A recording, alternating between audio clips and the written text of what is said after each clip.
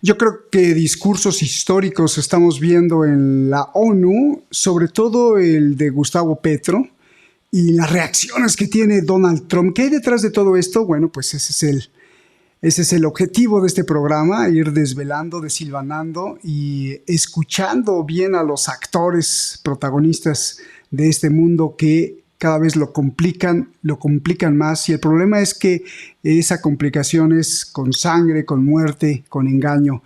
Está con nosotros Aníbal González. Aníbal, siempre un gustazo tenerte, hace mucho que no te veíamos y sobre todo que estás aquí con este tema tan importante que es Donald Trump, el gran pacifista sobre todo, el que nos trae la paz, el que nos trae la promesa de la igualdad, del bienestar, de la tranquilidad en el mundo. Bueno, hasta parece esto una comedia y lo trágico de esta comedia es que la gente se sigue muriendo, sobre todo, por ejemplo, en la Franja de Gaza, en la injusticia en Afganistán, en la cuestión de Ucrania.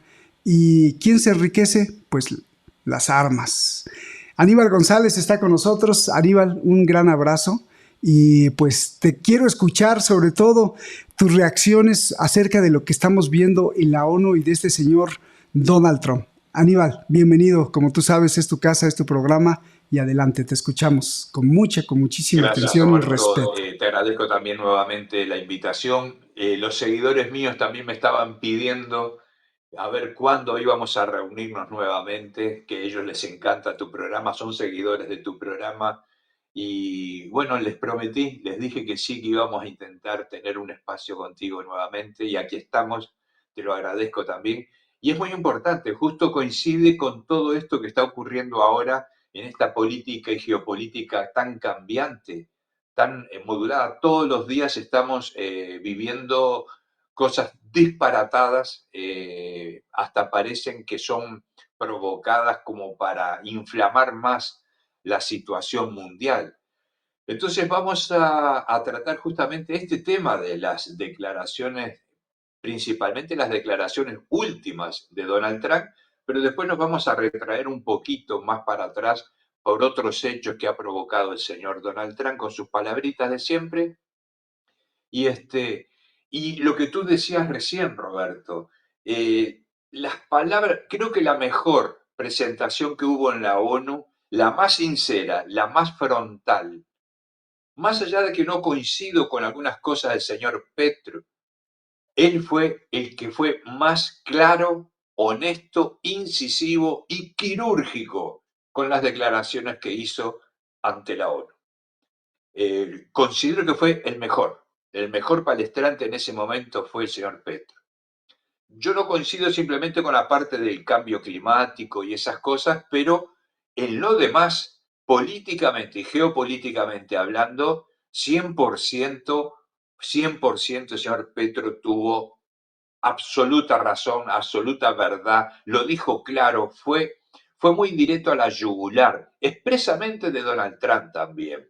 Entonces yo creo que el hecho de tratar de hacerle ver al mundo de que el señor Donald Trump es un claro racista y no un pacifista, porque cuando él ve que hay muertos en la guerra de Ucrania, dice que está muy triste, preocupado por los jóvenes que mueren en esa guerra inútil, que no era necesaria, que si él hubiera estado en el gobierno esa guerra no hubiera sucedido, que hizo todo lo posible y ya no puede más, que ya no consigue lograr la paz en Ucrania porque no se ponen de acuerdo los dos grandes, en fin. Pero él no mira hacia Gaza, se niega a mirar hacia Gaza porque él es cómplice, como lo dice Petro, él es cómplice de ese genocidio, armando a una nación belicista como lo es Israel, que no solamente utiliza,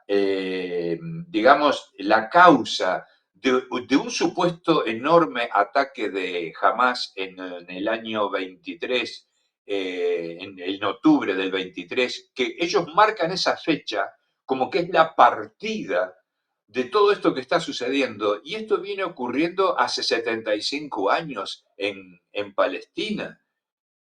Han ido asesinando personas en el correr de todos estos años. Si sumamos esos muertos, Roberto, es algo disparatado. Y si sumamos ahora la cantidad de muertos que hay en Gaza bajo los escombros, no contabilizados, porque los cuerpos que se cuentan, las muertes que se cuentan, son los que llegan a los hospitales que sobreviven a una explosión, son esos muertos los que se cuentan. Pero los muertos que hay en esos bombardeos impresionantes de Israel a los predios, a los edificios ya abandonados inclusive, donde hay gente que se está guareciendo de la intemperie, ellos mueren allí, no hay quien los reclame, no hay quien los cuente. Entonces, ayer estaba justamente viendo otros analistas y algunos llegan a la conclusión de que debe haber entre 450.000 y 650.000 muertos en Gaza. Yo dije y sostengo ya hace un tiempo que vengo diciendo que había unos 350.000 aproximadamente de muertos, no 70.000 como hablan de 20.000 niños y 50.000 adultos. No, no, no, no. Esto superó esas cantidades brutalmente, brutalmente superó. Y el señor Donald Trump no reconoce eso. Entonces, cuando él se llama pacifista, que merecería el premio de la paz, yo digo que pacifista es aquel que mira todo el entorno. Si solo él mira para el lado derecho y no mira para el otro lado, indudablemente no es un pacifista.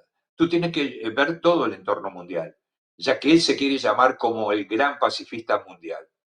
En este caso, él miente directamente, miente. Inclusive, él no nombra, ni siquiera nombra a Gaza. Habla de no permitir que Cisjordania sea dislocada. ¿Y cómo? ¿Y Gaza qué? Gaza no forma parte. Es un territorio en la Luna, en Marte. Eso es lo incomprensible por parte de este personaje de Donald Trump. Entonces, en esa política exterior que él tiene aplicando, eh, los muchachos míos en el programa me preguntaban, Aníbal, parece que fueran demócratas o republicanos, no importa, y digo, realmente es así. La llamada democracia estadounidense es tan extraña, es tan difícil de comprender, porque deja de ser una democracia, te das cuenta que deja de ser una democracia plena cuando tú ves que cualquiera de los dos oponentes, demócratas o republicanos, en la política exterior son exactamente iguales, belicistas, guerreristas, invasores, chantajistas, en fin, ellos abusan de ese poder que tienen en el mundo para agredir a quienes, a todas las naciones pequeñas que no pueden enfrentarlos, que no tienen la fuerza económica o el poder económico como para poder enfrentar una agresión norteamericana. Y no me refiero a una agresión solamente militar, me estoy refiriendo también a la agresión económica, que a veces termina siendo peor que una guerra, Roberto, porque el hecho de, por ejemplo, de cercar como cercaron a Cuba,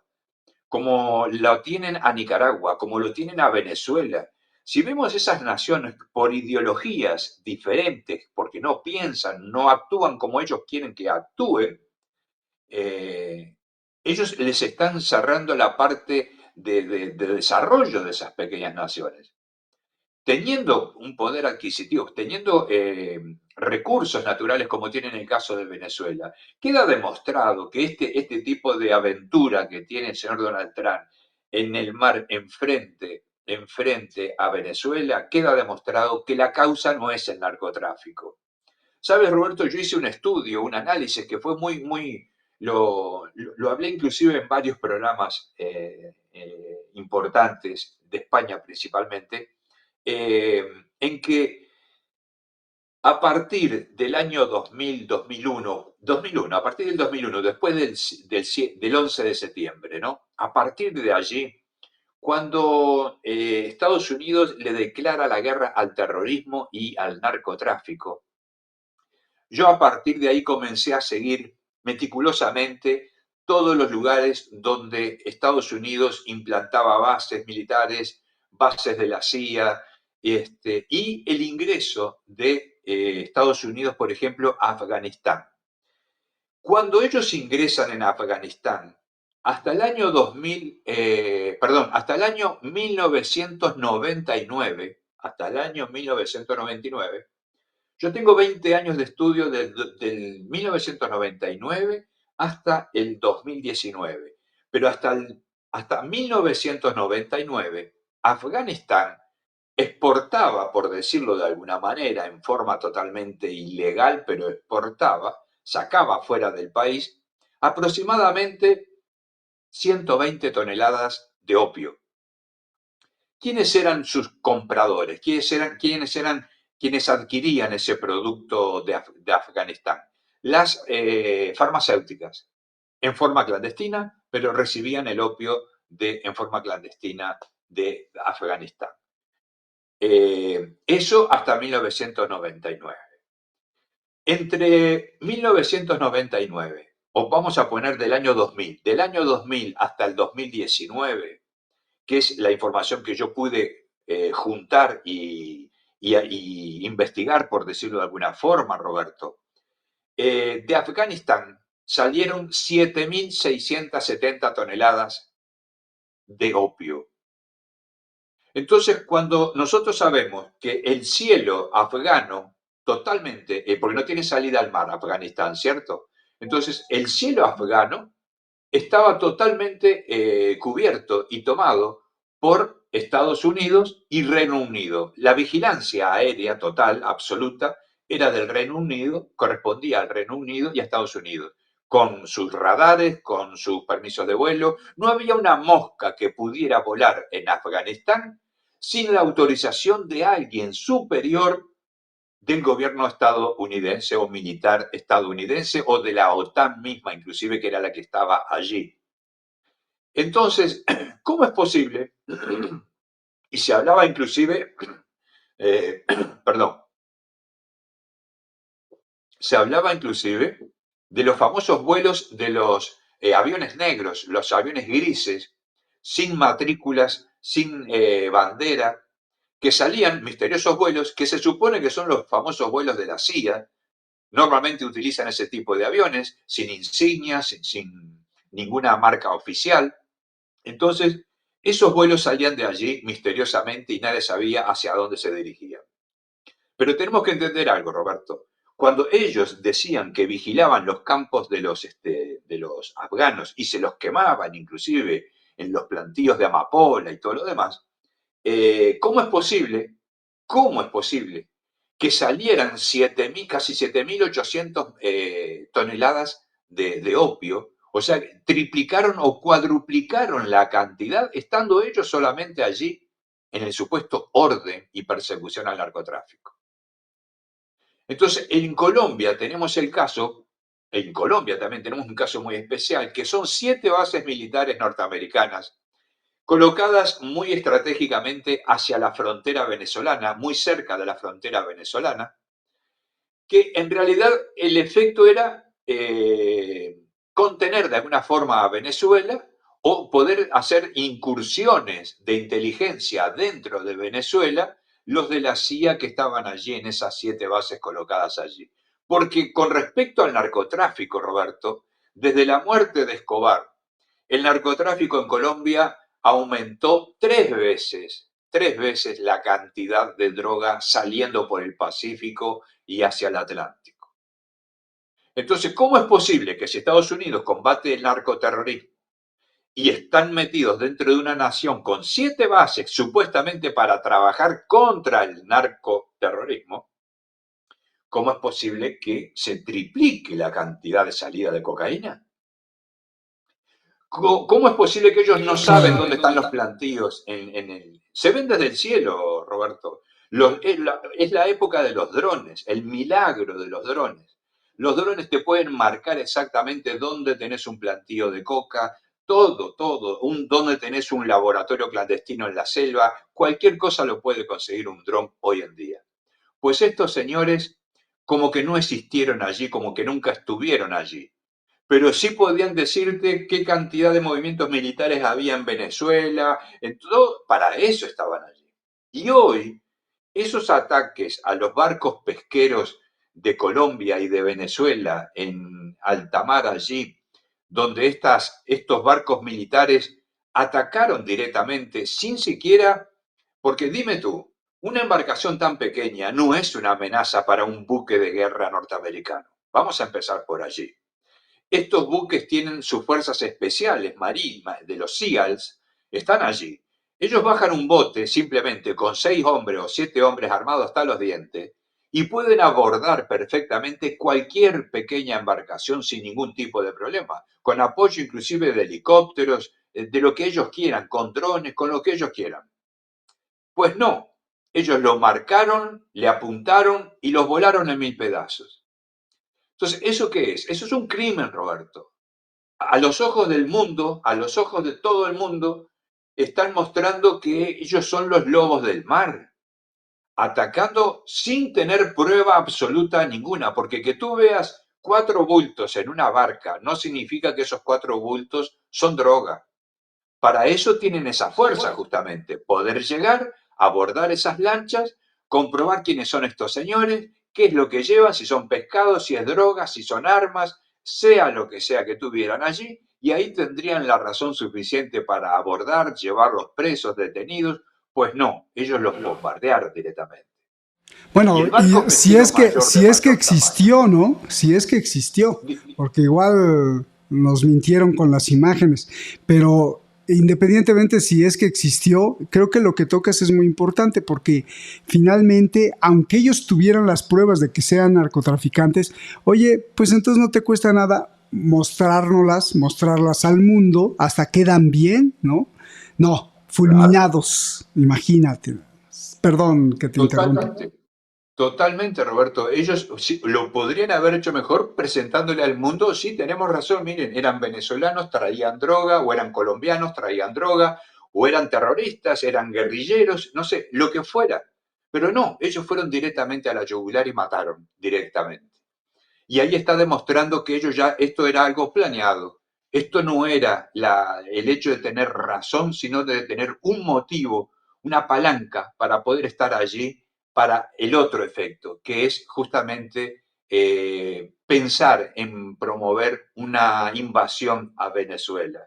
Que no creo sinceramente que se lleve a cabo, Roberto, porque el territorio venezolano es un territorio difícil para poder ser atacado. Y Estados Unidos, creo que en este momento, con los problemas internos que tiene inclusive, no está preparado para tener una segunda Vietnam en su patio trasero, como dicen ellos, ¿no? Su patio trasero.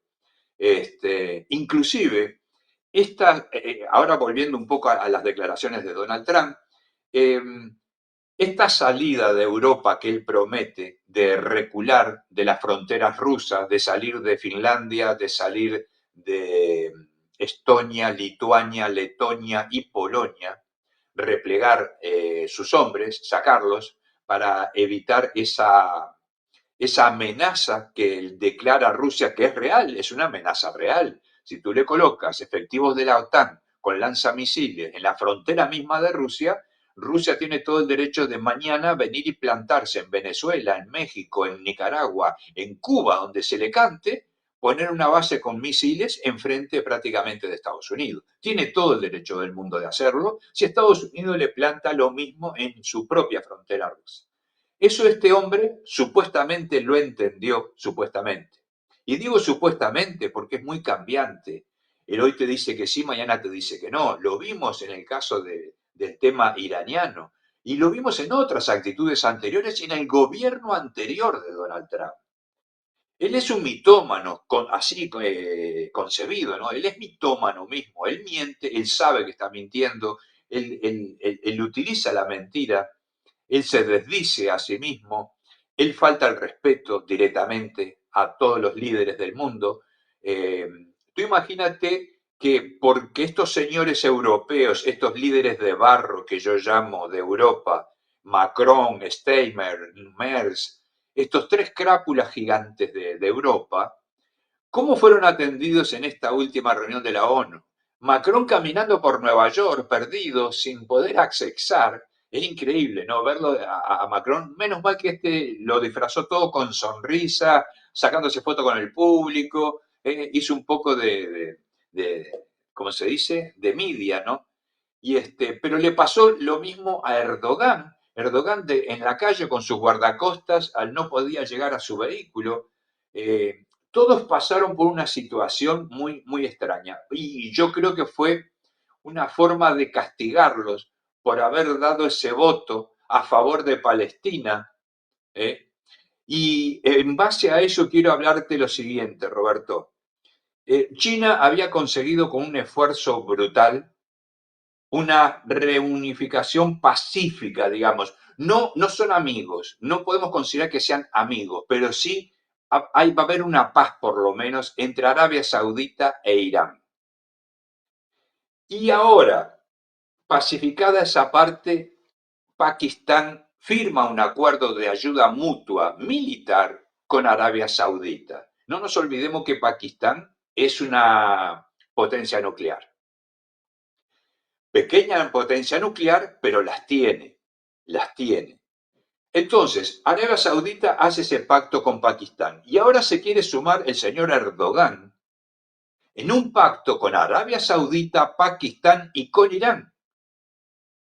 Porque dice, el señor Erdogan dice que ve que Israel está decidida a avanzar con esa loca idea de la gran Israel, que la Gran Israel sabemos muy bien que ese mapa de la Gran Israel toma parte de Jordania, de Egipto, de Turquía, de Siria, que en Siria ya lo tomó prácticamente el pedazo que querían, le falta solo un pedacito más, que no sé si lo dejarán hacerlo, pero lo está haciendo, a los pocos, lo va haciendo. Y Turquía, el Líbano quedaría dentro de ese proyecto de la Gran Israel.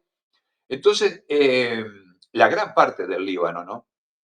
Entonces, cuando tenemos ese proyecto y que el señor Netanyahu está ciego totalmente de ira, de veneno, de locura, porque es una locura, escucharlo hablar con ese cinismo que utiliza el señor Netanyahu en cuanto a las vidas humanas, aquellos están haciendo todo lo posible estamos haciendo todo lo posible para no herir vidas civiles, para no lastimar. Mentira, estamos viendo los videos que nos llegan del asesinato directo de niños que van a buscar comida, le vuelan los miembros, los francotiradores les arrancan los brazos, las piernas de un solo disparo, les tiran bombas a la gente que va a buscar comida.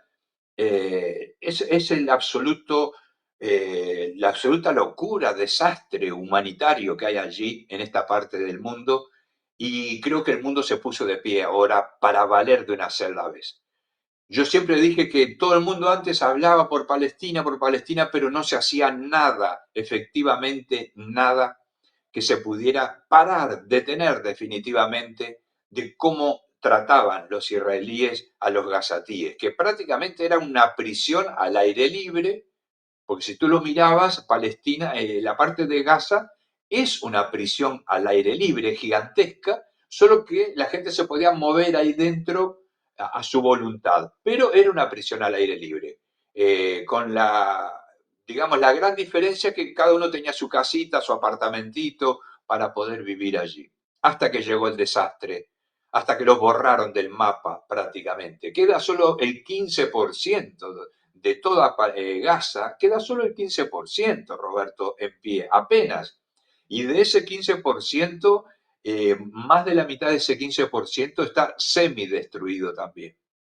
Entonces creo que aquí es el momento de bajar ese monstruo del pedestal y se está viendo, él lo está viendo, gracias a Dios, él lo está viendo, de que está siendo aislado en el mundo, 160 países del mundo, más del 80%, Roberto, eso es maravilloso. Nunca tuvimos tanto a favor de Palestina. Se sumaron países que nunca habían estado a favor, hoy se están volcando hacia ese lado. No sé qué los llevó a mudar. Creo que es todo geopolítica también, Roberto. En el caso de Reino Unido, en el caso de Francia, en el caso de Alemania, en el caso de toda esta gente que está ahora volcándose hacia favor de Gaza, es también usando el tema de que, bueno, nos abandonas en Ucrania, nosotros te abandonamos a ti en Israel, por ejemplo, ¿no? Es como yo te cobro, tú no me das esto, yo no te doy lo otro. Es todo un juego político, en realidad. Y sé que es por parte, es por esa razón muy posible que sea esa la razón más grande, fundamental, que han mudado, han cambiado, porque justamente el señor Donald Trump ha decidido quitarle el apoyo a Ucrania, dejarlo en manos de Europa y él solo venderle las armas a Europa. Pero a esto es lo que vamos a hablar, Roberto. Yo digo, el señor Donald Trump primero dijo, esta no es mi guerra, esta es guerra de Biden. Correcto, es la guerra de Biden, pero sigue siendo la guerra de Estados Unidos. Biden no es una nación. Biden fue un pasajero en el gobierno de Estados Unidos. Un simple pasajero. Y que él mismo inclusive sabemos muy bien que nunca gobernó en Estados Unidos. Biden ya no estaba en capacidades mentales para gobernar y gobernaba el señor Obama. Eso es un hecho clásico de la verdad. Entonces, aquí, ahora, cuando el señor Donald Trump dice esta no es mi guerra, se equivoca. Es la guerra de Estados Unidos. Sigue siendo la guerra de Estados Unidos contra Rusia. Eso es un hecho. Ahora, cuando él dice que no quiere ser parte, sigue siendo parte. Cuando él le vende todo el armamento a Europa para que se lo entregue, es un intermediario. Europa es un intermediario de Estados Unidos en esta guerra. Él le vende las armas, ellos se la pasan a Ucrania. Solo que él recibe dinero esta vez. Antes no recibía ni un centavo y ahora va a recibir dinero por parte de Europa. ¿Mm? Entonces, de la manera que tiene sometida a Europa en todos los aspectos económicos, militares, inclusive es insólito, ¿no? La OTAN. Él dice, la OTAN será la que puede o no decidir si apoya o no apoya a Ucrania. ¿Y quién es la OTAN? ¿Quién la dirige? ¿Quién está al mando de la OTAN? ¿Estados Unidos? ¿Qué está diciendo este ignorante? Es Estados Unidos el que está moviendo todos los hilos de la OTAN. La inteligencia, el Pentágono, la CIA, todo está allí en la OTAN. Los satélites que se utilizan para enfocar los misiles hacia el lado de Rusia son los satélites de la OTAN, de Estados Unidos. Entonces, cuando él dice, esta no es mi guerra, yo no participo, yo me salgo, me lavo las manos como Poncio Pilato, caramba, está mintiendo y sigue mintiendo. Ahora, lo importante es de que Rusia sabe y entiende perfectamente al personaje. Yo me reía, Roberto, cuando él decía, yo con Putin somos amigos, nos conocemos ya hace tiempo. Nunca fue amigo de Putin, primeramente. Nunca fue amigo de Putin. Hablar 2 veces o 3 con Putin no te convierte en amigo. Yo podría llamar de amigo, y es muy difícil en la política, como yo digo, Roberto, hacer amigos en la política es muy difícil. Socios, compañeros de fórmula, en fin, puede ser, pero amigo en la política es muy difícil. Lo que yo considero un amigo en este momento políticamente hablando y geopolíticamente hablando también, es Xi Jinping, por ejemplo, con Vladimir Putin. Ellos, aparte de esa relación política, geopolítica, basada en intereses propios individuales, porque Rusia tiene sus propios intereses, China tiene sus propios intereses, pero convergen cuando pasan a ser los mismos enemigos de esa hegemonía que los acosa, que los trata de atacar siempre de cualquier forma, tanto económica como militarmente. Entonces, al tener esa unión en la política, en la geopolítica, Xi Jinping con Vladimir Putin, terminaron gestando una amistad muy profunda, muy personal. Inclusive, lo digo sinceramente, cuando aquel abrazo de Xi Jinping a Vladimir Putin en China, hasta el mundo todo se sorprendió porque el chino no abraza, el chino es solemne, es la mano, el saludo, la inclinación de la cabeza de repente como gran gesto, pero el abrazo, para que haya un abrazo entre un chino y un extranjero, indudablemente es ahí donde se puede decir que hay una amistad. Y eso yo lo noté clarísimo y quedó grabado para mí para siempre. Digo, no, esto es irrompible, esto es inquebrantable. Mientras este hombre exista y este otro hombre exista, allí va a haber una unión de fuerza impresionante. Nada va a separar eso, nada va a quebrar eso. Y es lo que intenta Donald Trump, intenta de de meter alguna fisura, de provocar algo, más no lo va a conseguir. No tiene cómo. No tiene cómo. Entonces, aparte, por otro lado, el tema de los BRICS, que surge también ahora, en esta reunión de la ONU también que hubo ahora, en estos 80 años, eh, que el tema BRICS para Donald Trump es una carga muy pesada. Porque económicamente hablando, políticamente hablando y geopolíticamente hablando, esa fuerza, ese grupo, cómo creció y cómo va a crecer todavía, porque apenas está, es como un parto, ¿no, Roberto? Es como que estamos, digamos, en el 8º mes de embarazo de los BRICS. Está a punto de parir. Sí, es así. En el momento que este BRICS se expanda y que de 11 pasen a ser 20 o 30 y que sus asociados, en vez de ser 40, sean 60, sean 70, estamos hablando ya hoy de casi más de la mitad de la población mundial, Roberto. Estamos hablando de casi el 40 o 42% del PIB mundial. Antes el G7 tenía el 32% y hoy Europa tiene, o el G7 tiene apenas el 27% del PIB mundial, 28% del PIB mundial. O sea que ha perdido poder económico y ha quedado atrás, rezagado, atrás de los BRICS, muy atrás de los BRICS. Entonces, sin quererlo, los BRICS no querían ser enemigos ni del G7, ni del G20, ni de nada. Ellos querían formalizar una forma de poder comerciar sin presiones, sin chantajes, sin aranceles, sin cobranzas cobardes como las que utiliza este señor Donald Trump.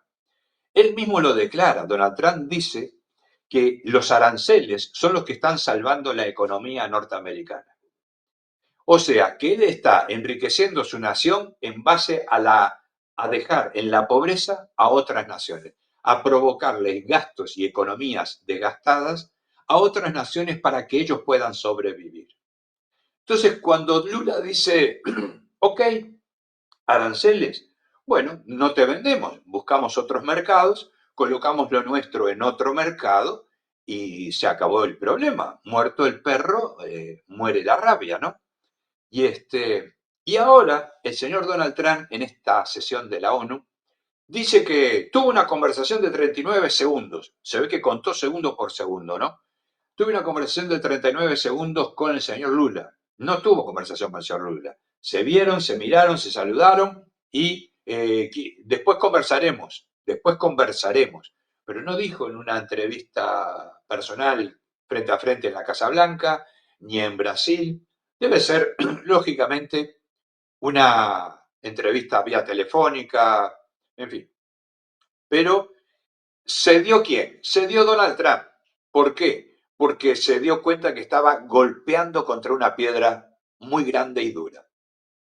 Porque a pesar de los defectos que pueda tener y los problemas políticos que pueda tener Lula, principalmente dentro de Brasil, Lula es un tipo con experiencia en la política de años, de décadas. De política te puedo asegurar que Lula da Silva sabe muchísimo más que Donald Trump. Le da 10 vueltas a Donald Trump. Lula da Silva no precisa de asesores para moverse políticamente y geopolíticamente. Estamos hablando con Lula da Silva diferente al Lula da Silva que el mundo conoció antes.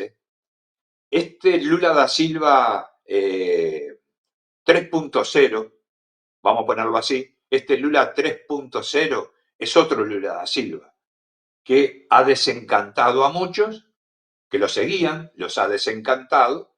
Yo soy uno, yo lo seguía a Lula en aquella época cuando él gobernaba Brasil en el 2007, la época que yo llegué a Brasil a vivir.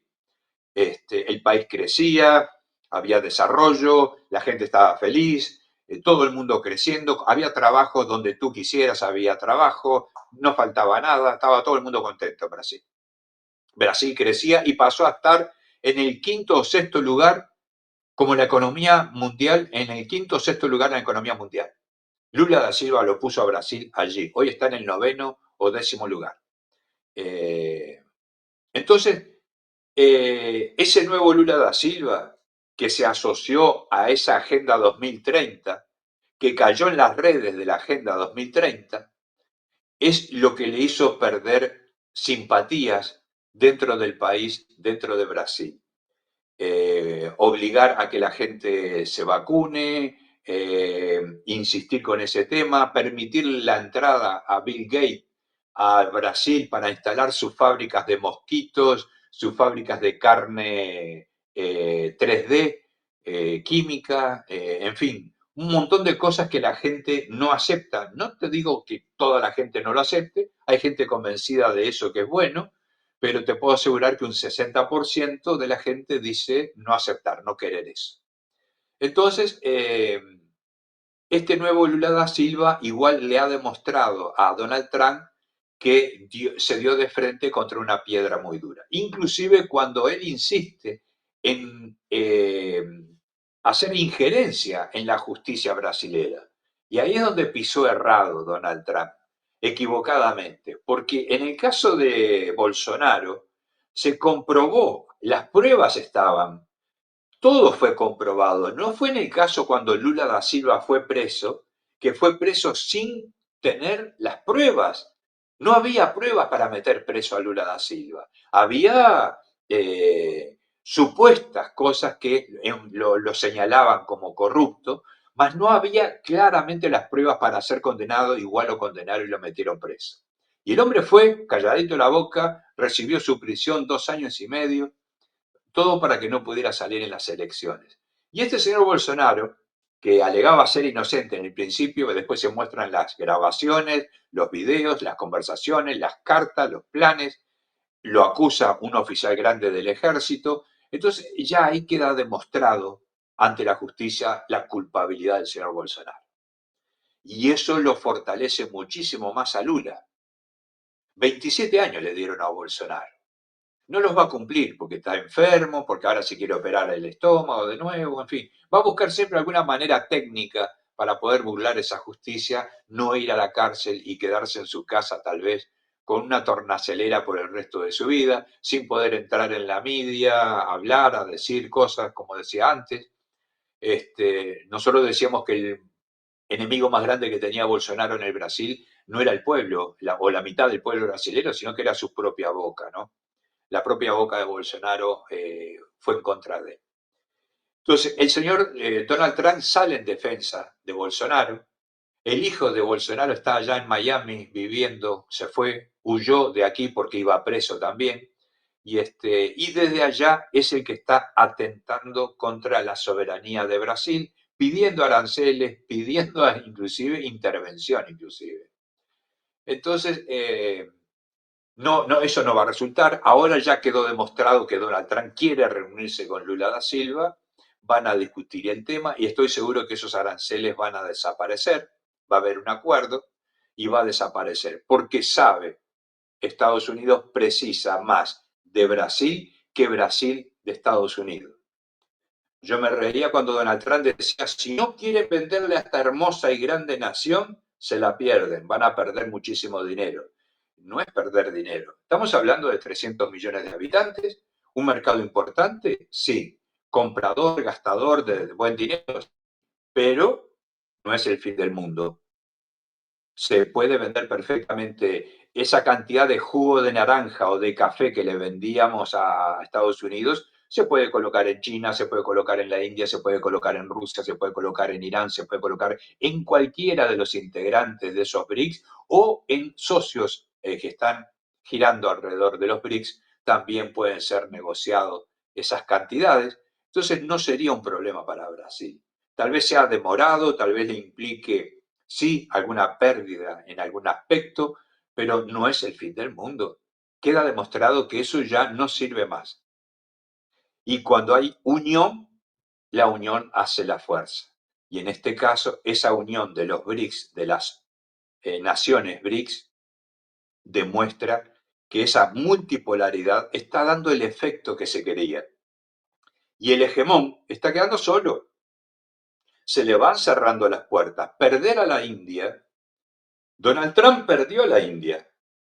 Y él no sabe cómo arreglar esa parte. Creo que están utilizando todos los medios, Roberto.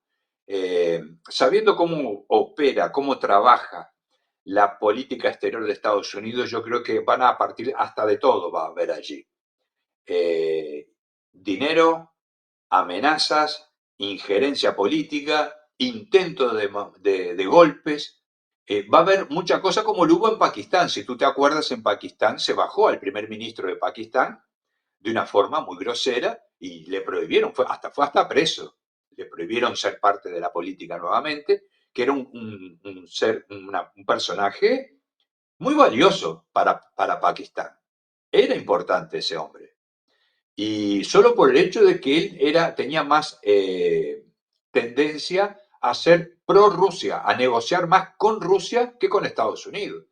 No era que defendiera la causa rusa, Pakistán, pero sí ese hombre tenía la intención de negociar con Rusia porque el gas era más barato, el petróleo era más barato, había un montón de conveniencias económicas y políticas más favorables para Pakistán negociando con Rusia que con Estados Unidos. Y esa es la libertad que tiene que tener el mundo multipolar, que tú puedas negociar a donde más te convenga. Si yo encuentro que Argentina no me quiere pagar el precio de mi jugo a 2 pesos el jugo y encuentro un país que me lo paga a 2,50, que es mi precio, se lo voy a vender a quien me paga 2,50, Roberto. Y esa es la libertad que el mundo precisa, no lo que Estados Unidos quiere. Estados Unidos quiere hacer los negocios como ellos imponen esas condiciones. ¿Por qué la guerra con Venezuela?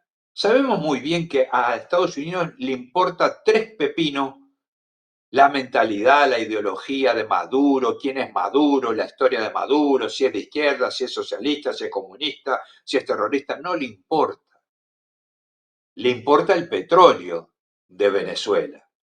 Ese es el motivo fundamental aquí. No es la política, no es favorecer al pueblo venezolano pobre que está sufriendo, no, no, mentira, mentira. Y eso ya no se lo cree nadie, ya no se lo cree nadie. Y ya China ya le avisó a Estados Unidos. Ya China ya le avisó a Estados Unidos sobre el tema venezolano. Rusia también habló por su parte también. Y ahora hay un tratado entre Venezuela que se va, cuidado, que puede llegar a ampliarse un poco más y llegar al punto que vamos a ver en las costas venezolanas un par de buques o 3 buques militares de Rusia allí acantonados, tipo media base, porque es totalmente irrisorio el venir a pretender decir de que el tren de Aragua es la operación narcotraficante más grande del Caribe, como lo dice Petro, falsedades que inventa este señor, así como usaron la mentira en Irak, lo mismo, para invadir Irak y cometer los crímenes de guerra que cometieron en Irak. Esto es lo mismo, exactamente igual. Ahora, te lo digo sinceramente, Roberto, para terminar en esta pregunta. Eh, Donald Trump puede ser estúpido, mentiroso, soberbio, chantajista, mafioso, que es todo eso, todo le cabe porque es lo que es ese personaje. Lamentablemente es eso lo que es eh, soberbio, una soberbia gigantesca, un narcisismo brutal que tiene este hombre, que no le permite trabajar bien en esa política exterior. Entonces termina siendo odiado, repudiado por naciones que podrían ser amigas de Estados Unidos, podrían negociar con Estados Unidos, podrían tal vez pretender tener a Estados Unidos dentro de sus casas inclusive. Pero de esta forma, de esta manera como este señor presenta su política exterior, indudablemente nadie quiere un Estados Unidos tan cerca, ni siquiera asomándose en el horizonte. Y, y Donald Trump, como te decía, ha perdido a la India y eso es algo para Estados Unidos, sí, es grande, importante y doloroso. El hecho de que pueda perder a Brasil también implica muchísimo para Estados Unidos porque es su patio trasero, como dicen ellos. Está en su América, como dicen ellos. Ahora está ayudando a Argentina. El señor Milei le va a dar 20.000 millones de dólares comprándole bonos de la deuda argentina. 20.000 millones. 20.000 millones no solucionan el problema argentino. Solo lo extienden un poquito más para adelante. Lo dilatan el problema te lo saco ahora, pero dentro de 3 meses Argentina va a estar con el mismo problema de nuevo. ¿Y qué van a hacer? Van a darle otros 20.000 millones. Y vamos a seguir sumando. Prácticamente Argentina ya tiene dueño. Ya Argentina no es de los argentinos. Si vamos a pensar en esa deuda gigantesca, impagable que tiene Argentina. Entonces, están tratando de salvar ¿a quién?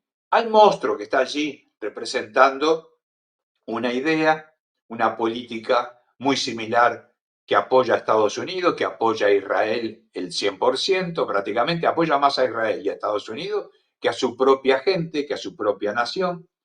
Este Milei que está ya mal visto hasta por su propia gente, la propia gente que lo votó lamenta haberlo votado. Entonces, creo que más o menos esa es la visión general en base al señor Donald Trump, Roberto. Pues te felicito porque además hilaste todos los nodos donde está sucediendo algo importante para el mundo entero y cómo está relacionado finalmente con las decisiones y con las amenazas que hace Donald Trump. Háblame un poquito pues, de este chantaje también de Donald Trump de quererle sacar un tercio de billón de dólares a Japón, a Corea del Sur, Oh, y, sí. y cómo opera esta desfachatez, este cinismo de un mercenario comerciante desmedido que te agarra en curva en el mercado y como si fuera una persona así toda cínica, se chantajea a Japón y a Corea del Sur. O sea, ¿cómo es eso, Aníbal? Mira, yo quedé totalmente, no sorprendido en la materia, sino sorprendido hasta qué punto llega ese egocentrismo, esa soberbia, ese chantaje brutal con una nación que es prácticamente una colonia norteamericana, ¿no? Japón no dejó de ser nunca una colonia estadounidense. Después de la guerra, ellos tomaron prácticamente a Japón como rehén prácticamente y la siguen teniendo hasta ahora. Japón accedió a ese chantaje de Donald Trump que le dijo, necesito que inviertas 350.000 millones de dólares y determinado arancel, vas a pagar determinado arancel, y es lo que está haciendo. Japón aceptó de primera, no se defendió, no lloró, no pidió nada. Pero Corea del Sur fue diferente. Corea del Sur dijo, oh, espera ahí, no, 350.000 millones para pagar, para poder tener derecho a negociar con Estados Unidos. Prefiero pagarle a mis empresas, subsidiarlas con ese dinero y sobra dinero, y sobraría dinero para subsidiar a esas empresas cuando intenten colocar en otros mercados esos productos. Que eso es lógico, Roberto. Solo personas que están muy dependientes, hasta te diría psicológicamente dependientes. Es como yo te comentaba el otro día por escrito, Roberto, que parece el mal de Estocolmo, el síndrome de Estocolmo con Japón. Una nación que fue agredida, que fue bombardeada nuclearmente, que es sometida permanentemente por todos los gobiernos norteamericanos que hubieron, no solamente Donald Trump, sino todos los anteriores, hasta el que este exageró más, fue más lejos.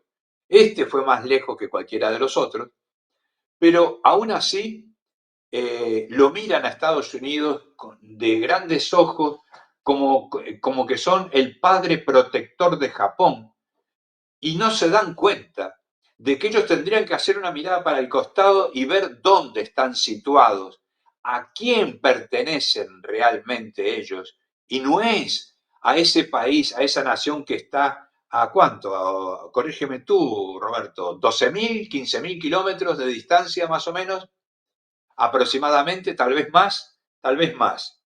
Entonces yo digo, Asia, los países asiáticos deberían de tener esa grandeza de dejar de lado algunas diferencias, porque fíjate tú, Japón tuvo en guerra con China, perdió con China, perfecto, perdió con Estados Unidos también. ¿Por qué aceptó? ¿Por qué aceptó la dependencia total y absoluta, económica, militar, de todas las formas. Yo siempre uso una palabra, puede sonar grotesco, Roberto, pero no voy a nombrar, pero voy a decir que exageró en la influencia política, económica y militar dentro de Japón. O sea, fue sometido. Japón fue sometido y obligado a cumplir las normas y reglas de Estados Unidos de por vida. Y no se libera y no pretenden liberarse. Cada emperador, cada uno de los que entra en el gobierno de Japón continúa con esa matemática, con ese pensamiento de la dependencia de Estados Unidos. Si ellos fueran amigos de China, por ejemplo, el crecimiento de Japón sería enorme, gigantesco. Sería enorme, enorme, gigantesco. Si hiciera las paces con Rusia, por esas diferencias territoriales que tiene con Rusia, y se asociaran y formaran parte, por ejemplo, de los BRICS. Y tú imagínate, porque Japón, escucha bien Roberto, Japón, que la teníamos como una potencia económica importante en el mundo, en algún momento lo fue, hoy Roberto, hoy no lo es. Hoy está en problemas serios económicos. Y aún así, a pesar de estar en problemas serios económicamente, saca de sus arcas 350.000 millones de dólares que ya se los envió a Estados Unidos para seguir negociando con Estados Unidos. Eso es insólito. Corea del Sur tuvo el coraje de decir no, mas está siendo presionado y chantajeado por Donald Trump. Todavía sigue la negociación, sigue la estrategia de Donald Trump. Él quiere conseguir, le amenaza con que le retira la fuerza militar de Corea, que va a quedar solo ante Corea del Norte. Todo ese cuco que te ponen siempre para que dependas de un monstruo de este tamaño, ¿no? Eso es lo que yo tenía más o menos para ponerle al día a la gente, ¿no? Para que entienda la gente por qué razón hay que aceptar un chantaje de ese tamaño. Estamos hablando de 350.000 millones de dólares, Roberto. Eso significaría prácticamente para Japón las ganancias, los lucros prácticamente de 2 años. De 2 años. El lucro de la nación japona está entregado a Estados Unidos, el lucro de 2 años de ganancias públicas es un disparate. Es empobrecer más Japón con ese disparate. Y este hombre es lo que está haciendo. El que intentó con la India cuando le dijo 25% de aranceles, después lo aumentó al 50% y India miró para el este. Dijo, no, voy a negociar aquí, más cerca, más favorable, me quieren. El abrazo ese que hubo con Xi Jinping, ese cruce de manos, ese apreto de manos entre los tres, fue un significado geopolítico impresionantemente grande. Eso demostró de que Estados Unidos estaba afuera, que ya no tiene poder sobre nadie en Asia ya prácticamente. Solo los pequeños como Filipinas y alguna otra nación están allí, y Japón también en este caso, están, digamos, apretados por ese abrazo de Estados Unidos, que no los deja ni respirar. Cuando el primer intento que tengan que quieran sacar la cabeza del agua, se las empujan de vuelta, se las empujan de vuelta. Eso es un hecho. Es eso, Roberto, más o menos. No sé si respondí más o menos a esa Claro, pregunta.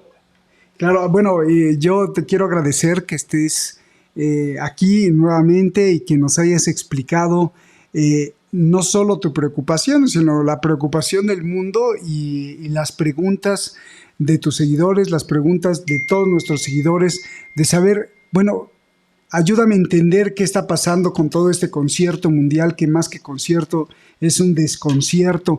Eh, Independientemente si tienes algún tema que se nos haya escapado, yo quiero preguntarte para ir cerrando y concluyendo el programa de hoy, es, ¿tú crees que eh, el mundo cada vez está más convencido, eso sí, de que no podemos vivir bajo la imposición o la bota militar o la bota de poder de un hegemón? No, no podemos, no debemos, como seres humanos, como especie humana, pero ¿tú crees que el mundo esté preparado para dar el paso a un mundo más justo, a un mundo donde no haya ni la responsabilidad ni el poder radicado en un solo sitio, en un solo polo, como es Washington, sino que haya muchos polos y ojalá que fueran todos los pueblos los polos de poder.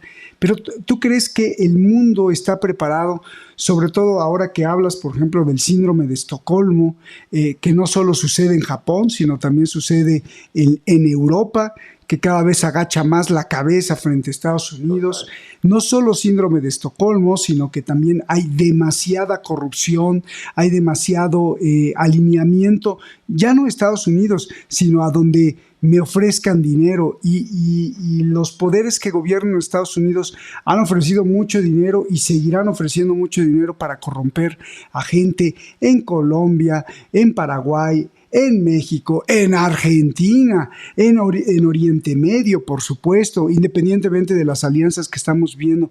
Y la pregunta es, ¿el mundo está preparado para voltear y no ver la corrupción y no ver y no venderse al mejor postor y no ser mercenarios, que estamos viendo cómo Ucrania está llena de mercenarios que se están entrenando, hazme favor, utilizando la guerra como para una lanzadera para matones del mundo, para prepararse y matar en otras partes del mundo. La Exacto. pregunta, ¿el mundo está preparado para ese salto, para vivir en un mundo más justo y un mundo más justo que no obedezcamos a un hegemón? ¿Está preparado, Aníbal?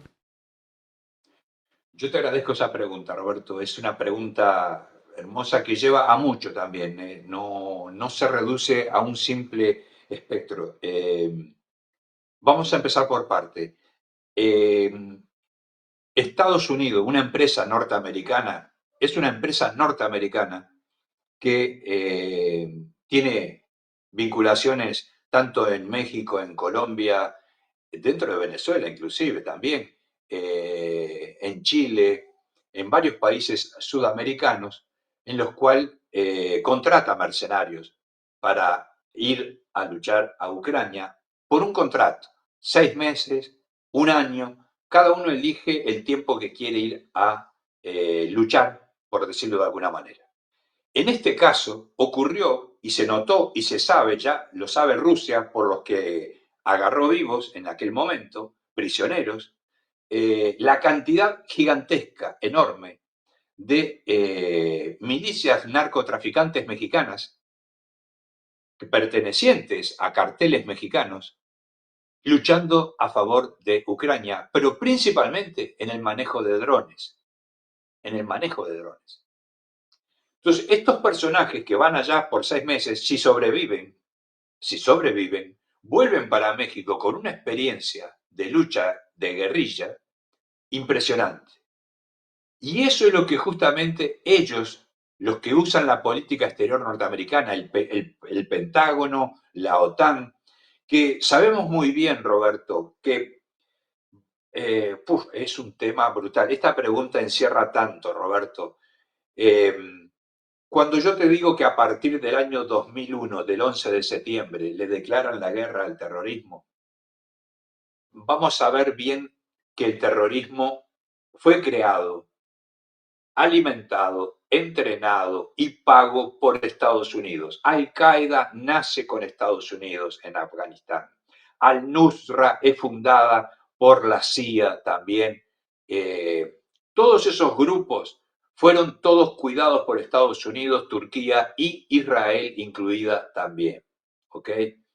Entonces, en este caso ahora, como ellos están saliéndose de Europa y de Oriente Medio, por decirlo de alguna manera, aunque todavía no salen, ellos están trasladando su atención ahora a todos los recursos naturales que tenemos en América del Sur. Me gusta decir América del Sur, no América Latina ni Hispanoamérica, América del Sur.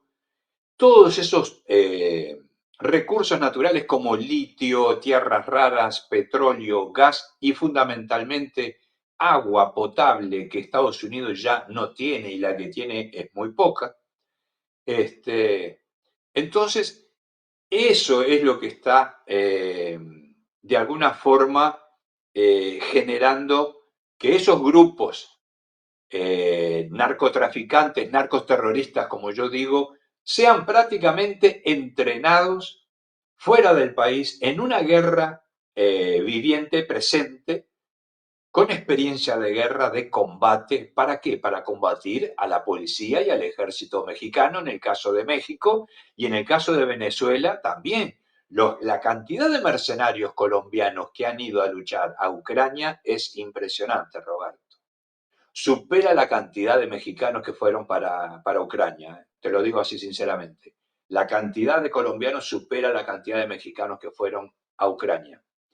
Pero sabemos que cuando vuelve, el que tenga la suerte de volver, vuelve y que a usar lo que aprendió, ¿eh?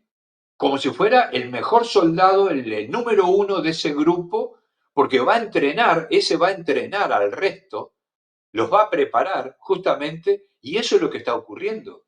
Eso es lo que inclusive el gobierno mexicano ha visto, ha notado y están investigando ahora y lo han comprobado, que esa cantidad de personajes que han viajado a Ucrania prácticamente fueron a entrenarse.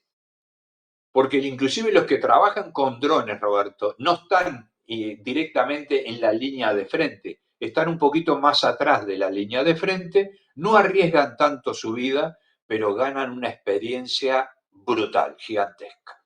Eso por un lado. Dime, Roberto. Y además ganan mucho dinero.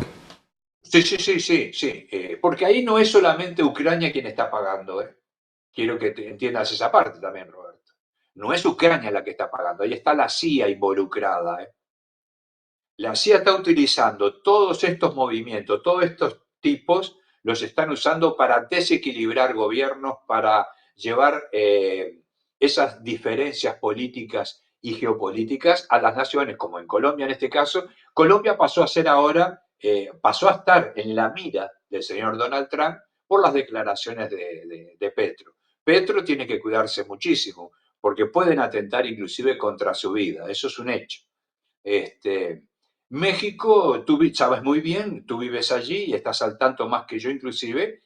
Donald Trump yo creo que tiene sueños húmedos todas las noches de que quiere invadir México, de que quiere cruzar la frontera y meter su ejército como que es parte de Estados Unidos. Este, y en cuanto a la cantidad de inmigrantes, inclusive cuando él habla, cuando se refiere a los inmigrantes, él se olvida que Estados Unidos, la mitad de Estados Unidos era mexicana y que el emigrante fue el que le dio el crecimiento y el desarrollo gigantesco que tuvo Estados Unidos. Sin los emigrantes, Estados Unidos no existiría, Roberto. ¿Ellos de dónde provienen? Provienen de Irlanda, de Escocia, de allá. Los nenes rubios, estos blancos que viven en Estados Unidos, son provenientes de allá de Europa. Pero los que levantaron ese país, los que le dieron el empuje, el crecimiento económico, se lo dieron los emigrantes, los morochitos, los negritos, los que no son de ojos azules, los que son de piel un poco más oscura. Y él los trata como si fueran, no podemos decirlo porque la verdad es esa, los trata como que fueran lo último del ser humano. No son seres humanos para él, es increíble. Esto es increíble.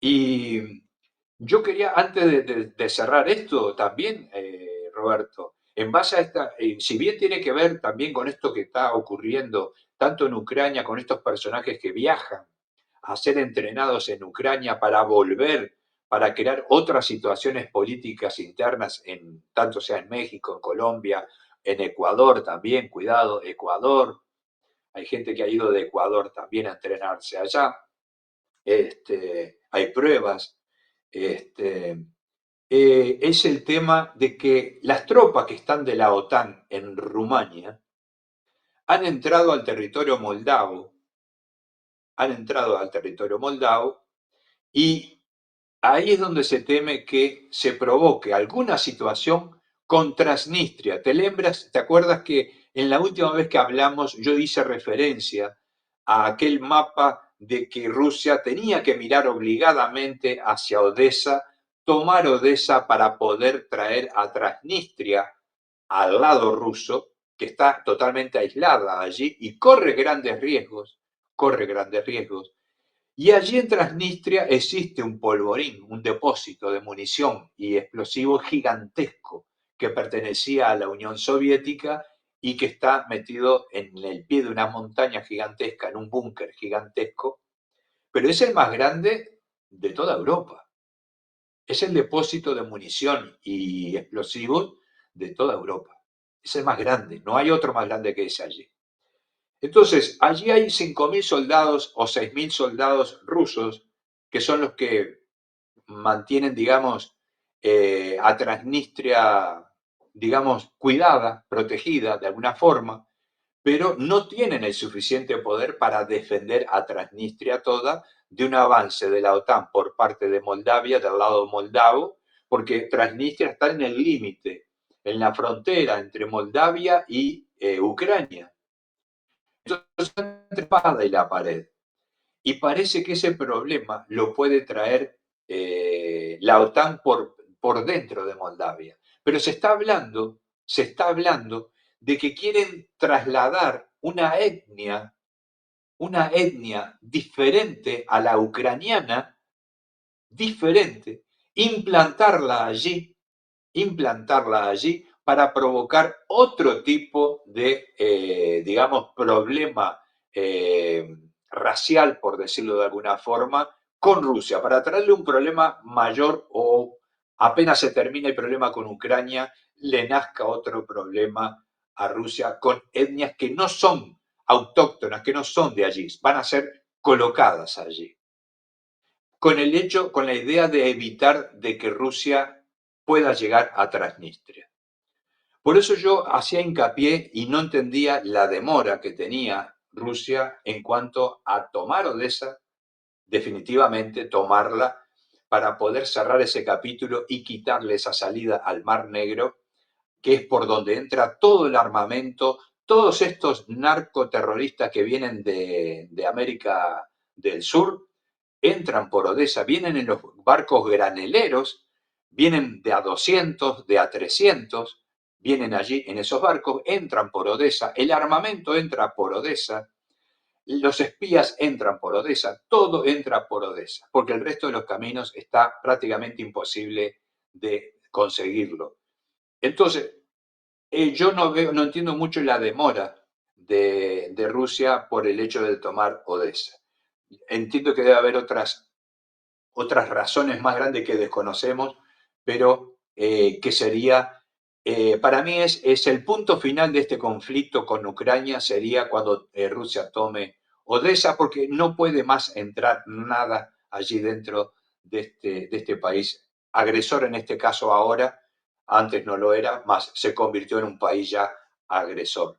El atentado que hicieron en Crimea, mataron civiles, y provino de ahí, de Odessa. Todos los atentados de Crimea, de Sebastopol, de los territorios rusos próximos allí a Ucrania, vienen y parten desde Odessa. Bien. Volviendo Pues, entonces, Roberto, pues eso no me quería olvidar de decírtelo, Roberto, pero volviendo a esa pregunta tuya de que si estamos preparados, si el mundo está preparado para un mundo multipolar, yo digo que todo cambio en la política o en la geopolítica o en la forma de ordenar el mundo, porque hoy tenemos un mundo totalmente desordenado. Aquí no hay orden, se perdió. Primero porque el que supuestamente debería de aplicar el orden en el mundo se convirtió en una nación invasora y terrorista.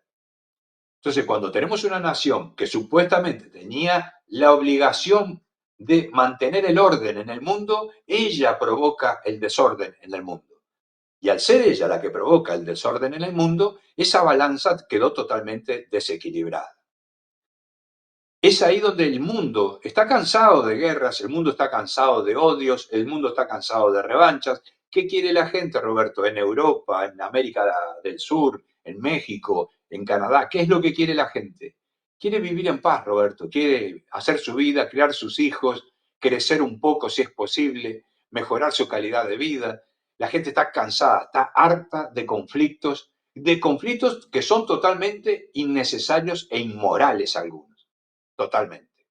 Entonces, si tú me preguntas si la gente, el mundo está preparado, el mundo lo está deseando, Roberto.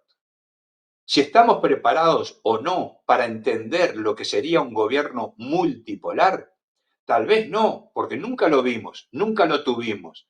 Nunca tuvimos un mundo en colaboración entre potencias para mantener un orden, digamos, más soberano, más moralista, más ético, donde la diplomacia tenga más prevalencia que la guerra, que el atentado, que el chantaje. No se está usando la diplomacia, Roberto. ¿Tú te has fijado que la diplomacia ha dejado de existir? Y eso preocupa, porque la diplomacia, ¿quiénes la están utilizando? Los países pequeños, los países en desarrollo. Los BRICS están usando la diplomacia, están enseñando al resto del mundo que se niega, a los europeos principalmente, los europeos no aceptan la diplomacia. Ya lo demostraron. Cuando ellos se juntan para querer agredir permanentemente a Rusia, llevarla a la guerra, ellos pagarían cualquier cosa para tener un ataque siniestro por parte de Rusia en alguna parte. Y si no ocurre, ellos lo van a crear, lo van a inventar. Eso es un hecho. Estos vuelos de los supuestos aviones rusos que violan los espacios aéreos, es todo mentira.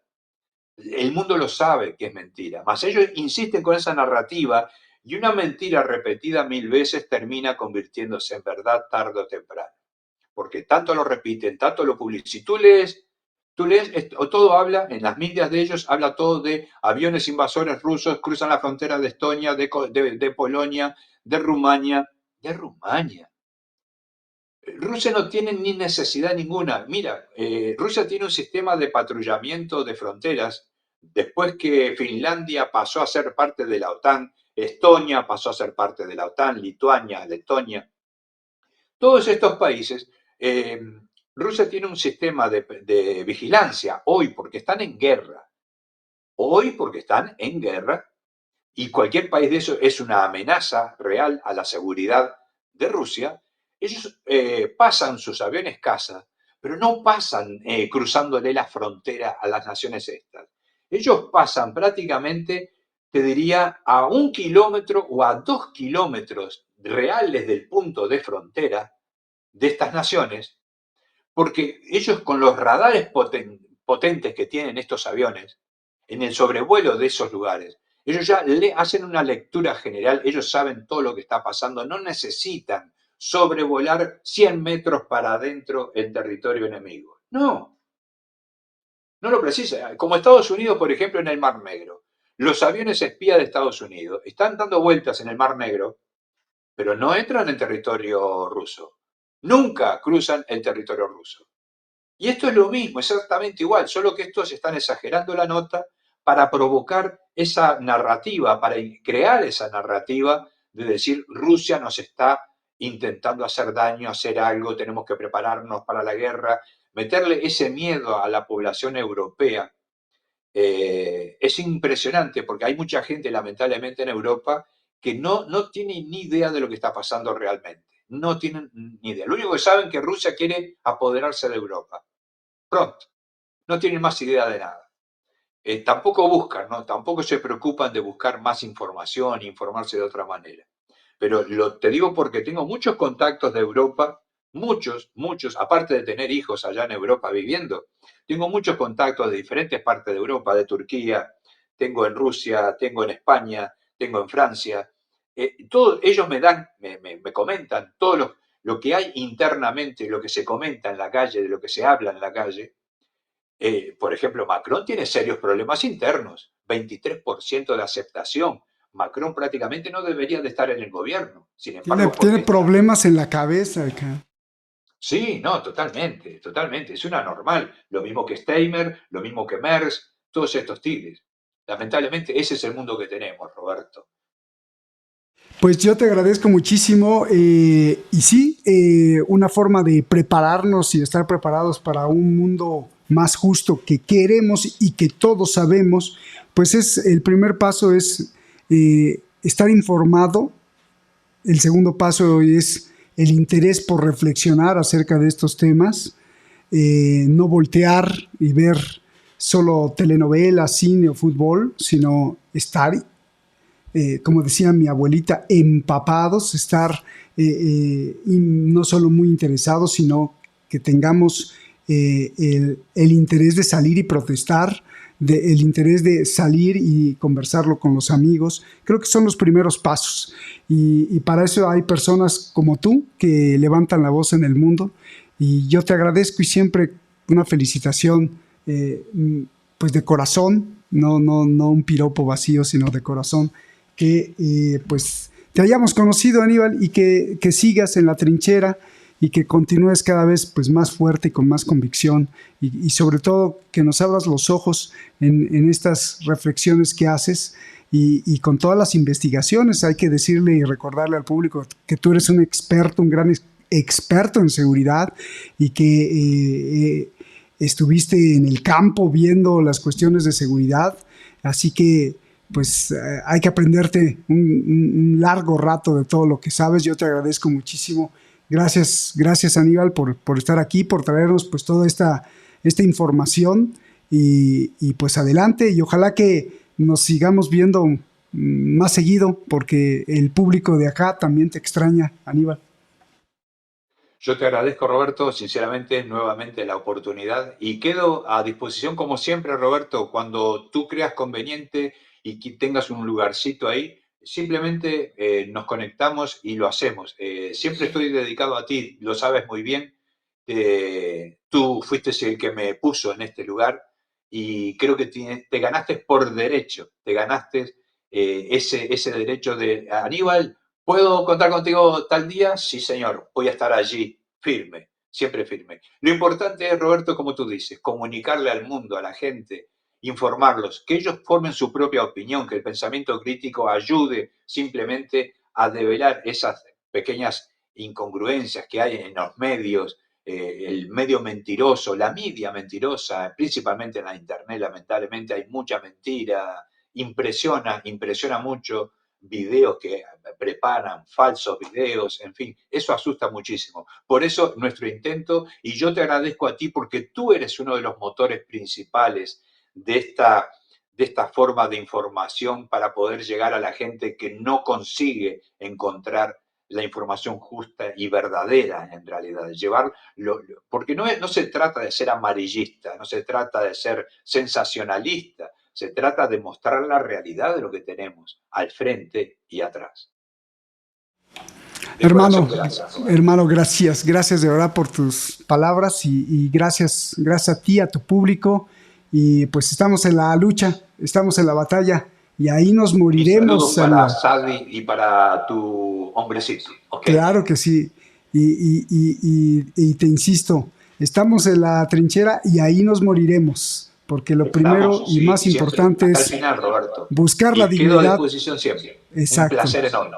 Y recuerda Gracias. que si de pronto no nos vemos, aquí es tu canal. Nos llamas y nos alertas y inmediatamente Ok, salimos al aire. Hermano querido, un ok. abrazo a ti y lo mejor para ti y tu familia siempre. Y a ti que nos ves en cualquier Gracias. parte del mundo, pues igual, siempre lo mejor para ustedes, empezando por este primer paso que es reflexionar, interesarse en los problemas graves que sucede en este tu mundo, porque aquí vivimos, es tu mundo.